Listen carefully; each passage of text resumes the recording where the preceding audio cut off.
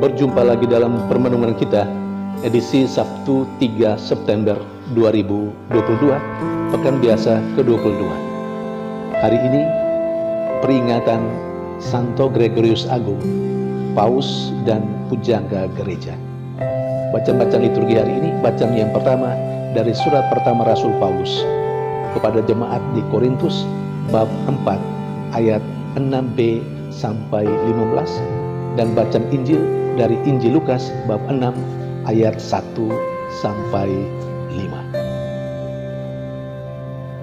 Peringatan Santo Gregorius Agung, seorang paus dan pujangga gereja, serta kedua bacaan liturgi hari ini memberikan kepada kita beberapa poin perenungan. Pertama, dari kehidupan Santo Gregorius Agung, Paus dan Pujangga Gereja. Orang kudus ini memiliki kehidupan yang sangat baik. Ada keseimbangan antara kontemplasi dan aksi. Dia sungguh selalu mau menyatu dengan Tuhan di dalam sabda Tuhan. Gregorius Agung, Paus dan Pujangga Gereja yang diperingati hari ini, juga sangat memperhatikan kehidupan liturgi yang baik dan benar. Lagu-lagu Gregorian itu berasal dari dia, dari Paus ini, mulai bertumbuh dan berkembang sampai saat ini, bahkan menjadi lagu-lagu yang perlu dinyanyikan dalam gereja Katolik, lagu-lagu Gregorian. Namun di sisi lain, dia juga melaksanakan aksi. Dia punya perhatian terhadap misi. Dia punya perhatian terhadap orang-orang kecil, orang-orang sederhana, orang-orang miskin. Dalam diri orang kudus ini, kita melihat bagaimana beliau menjaga keseimbangan antara aksi dengan kontemplasi. Saudari dan saudara yang terkasih, menjaga balance, keseimbangan. Di satu sisi, aksi yang berkobar-kobar di luar dan kontemplasi itu bukan hal yang mudah. Banyak kali orang terus beraksi, tetapi orang jarang sekali masuk dalam sebuah kontemplasi. Padahal bagi Paus ini, bagi Gregorius Agung, aksi itu merupakan wujud konkret dari sebuah permenungan yang mendalam, persatuan yang mendalam dengan Tuhan, entah melalui sabdanya atau apa, dalam liturgi misalnya. Dari dalam liturgi, dari sabda Tuhan, orang mendapat kekuatan, inspirasi untuk bertindak, untuk beraksi bagi sesama. Sebenarnya yang saya terkasih, apakah kita selalu menjaga keseimbangan dalam diri kita? Atau jangan sampai lebih banyak aksi daripada kontemplasi? Bukan hal yang tidak baik, tetapi aksi itu harus diseimbangkan dengan kontemplasi. Karena kalau sekiranya terus beraksi tanpa kontemplasi, sebagai orang percaya, kita tidak menunjukkan kekasan kita. Kalau kita lebih banyak beraksi dan lupa kontemplasi, kita sama dengan KSM di luar sana. Yang penting kemanusiaan. Tetapi kemanusiaan yang berlandaskan pada manusia itu sendiri.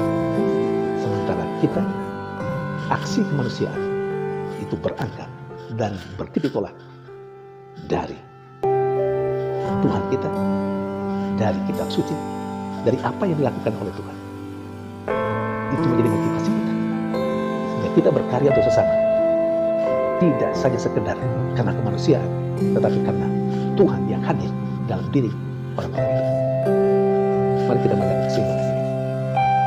Sementara dari bacaan pertama hari ini, poin yang kedua, dari bacaan pertama hari ini, kita belajar dari Rasul Paulus dan Apolos, sahabatnya, bagaimana berpastoral itu, bagaimana melaksanakan penggembalaan.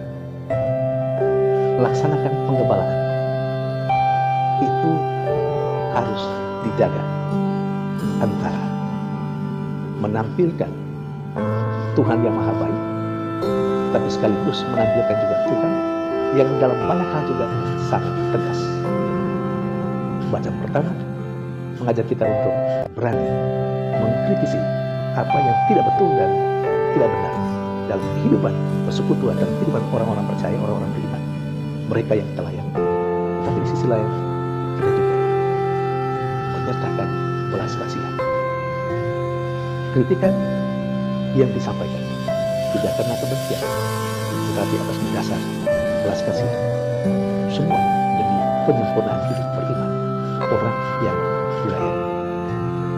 Karena itu Paulus dan Apolos dalam bacaan pertama hari mengajak umatnya untuk tidak sombong, untuk beri perhatian pada siapapun, dan juga supaya mereka saling memperhatikan satu sama lain.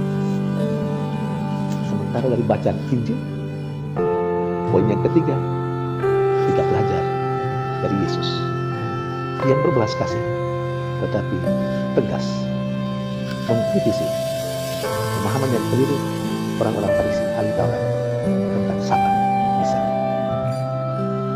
Yesus memperlihatkan kepada orang-orang Farisi dan ahli Taurat serta kita sekalian, Sabat itu perlu. Sabat dalam arti yang luas, aturan, hukum, apa semua perlu. Tetapi jangan sampai hukum itu memperbudak manusia. Artinya apa? Ada celah-celah di mana orang mengabaikan hukum demi sebuah nilai yang lebih tinggi, demi kemanusiaan dan demi belas kasihan, demi kasih. Ini hal yang perlu dicatat. Tetapi yang dikritisi oleh Yesus juga itu tidak berarti lalu manusia hidup tanpa aturan. Itu juga tidak. Nah, di sini letak kebingungan orang-orang yang diberi kepercayaan untuk memimpin, untuk mengayomi. Seringkali orang mengikuti saja keinginan orang yang dibimbing, umat misalnya, ikut saja. Seharusnya bukan begitu. Dalam kerangka penggembalaan, aturan itu perlu. Hidup memang harus dengan aturan. Tapi jangan sampai karena aturan, belas kasihan, keadilan manusia diabaikan. Masa membiarkan orang mati kelaparan hanya karena hari Sabat. Itu juga tidak betul. Hari Sabat orang memuji dan memuliakan Allah, Allah yang mengasihi dan mencintai.